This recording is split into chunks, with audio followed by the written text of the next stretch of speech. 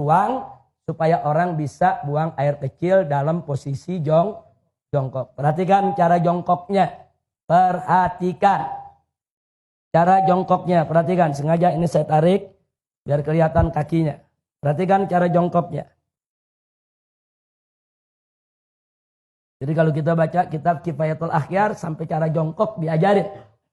Saudara. Cara jongkoknya itu, perhatikan. Jadi ini kiri ini kaki. Jadi kita punya paha, ini pantat kita, ini diri di atas kaki kiri.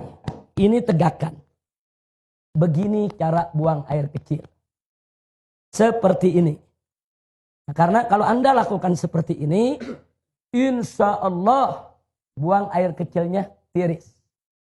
Kita jauh dari penyakit silisil bol. Nah, penyakit yang kencing gak habis-habis. Coba kalau Anda tidak tiris, ya perasaan kalau kita jongkok aja biasa, kencing, selesai. Saudara, nah begitu selesai, kita ambil wudhu dan lain sebagainya. Tanpa terasa, kadang-kadang air kencing masih keluar. Ngetesnya gampang. Cara ngetesnya, Anda kencing jongkok biasa.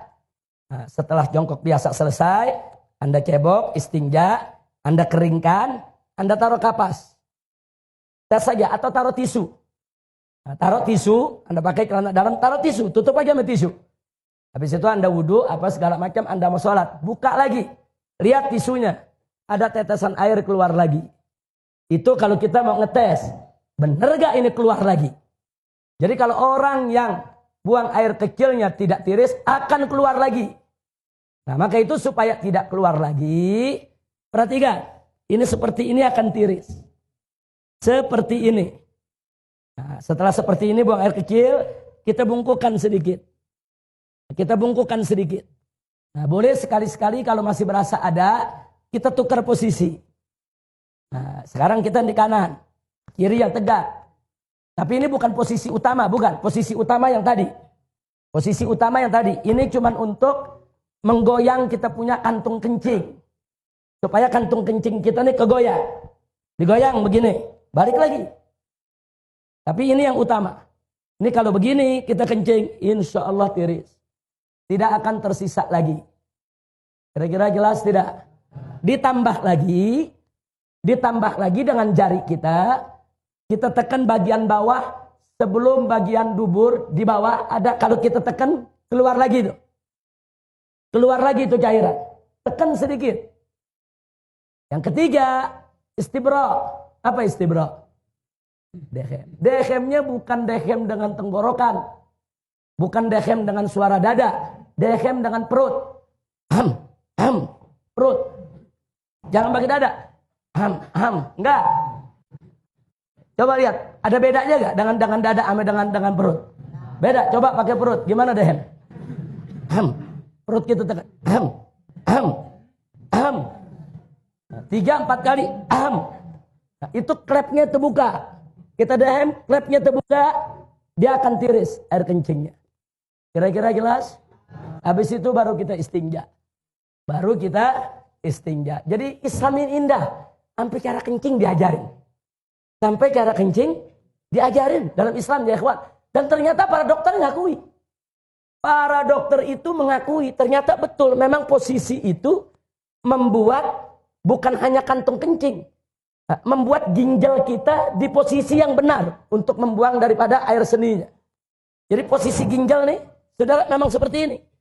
Dia jadi seimbang posisinya kalau begini. Ginjal kanan, ginjal kiri. Saudara, memang posisinya begini. Jadi untuk ginjalnya sehat, kantung kencingnya sehat, dan insya Allah tidak menetes lagi. Kira-kira jelas? Nah ini oleh pelajaran terakhir. Mudah-mudahan manfaat untuk kita semua. Amin ya rabbal alamin. Tolong diamalkan, dijalankan supaya sholat kita bisa lebih tertib lagi. Tapi ingat, saya ini membahasnya cuma sangat singkat sekali. Belajar lagi sama guru-guru kita. Tanya kita punya guru, tanya kita punya ustadz, tanya kita punya habib. Dengan kitab-kitab yang mereka baca. Bagaimana tata cara sholat, bagaimana rukun sholat, bagaimana tata cara wudhu. Apa itu hal-hal yang najis, apa itu hal yang membatalkan daripada wudhu kita. Pelajari. Sebab kalau Anda tidak tahu bagaimana cara bersuci, bagaimana sholatnya bisa benar? Itu pintu. Sholat tidak sah kalau bersucinya nggak beres. Pelajari dulu bagaimana cara bersuci, bagaimana cara sholat. Jangan sampai kita tidak tahu. Sampai di sini jelas? Alhamdulillahirabbil alamin. Saya pikir cukup sampai di sini. Itu saja yang bisa saya sampaikan. Terima kasih. Hadani Allah wa iyyakum ila siratal mustaqim. Wassalamualaikum warahmatullahi wabarakatuh. Begitu kita sholat di tahiyat yang terakhir, kemudian kita teringat, yakin bahwa tadi di rakaat kedua kita tidak baca suratul Fatihah. Tapi kita langsung membaca surat. Maka sebelum kita salam, kita masih ada dalam sholat kita. Maka rakaat kedua kita tidak sah. Lalu bagaimana solusinya? Kita berdiri, berarti kalau rakaat kedua dihitung tidak sah, kita baru berapa rakaat sholat? Baru 3.